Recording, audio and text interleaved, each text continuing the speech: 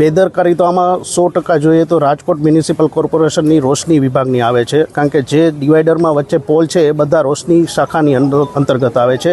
એમાં એ લોકો જાહેરાતના હોર્ડિંગ્સ લગાવે છે, એમાં ઉપર એને કેબલ લગાવેલા હોય છે અને જે પોલ હોય છે એના કેબલ અંડરગ્રાઉન્ડ હોય છે. હવે કોઈ પણ કારણોસર પ્રી મોન્સૂન કારીગરીમાં આ ધ્યાન રાખવામાં નથી આવેલું, એટલે કાં તો હોલ્ડિંગ્સનો કેબલ તૂટેલો હોય અથવા નીચેનો જે કોઈ હોય એ પાણીમાં ઓલરેડી શોર્ટ હતો અને એક નિરાલીને નથી લાગ્યો, એ સિવાયના ઘણાને લાગ્યા છે.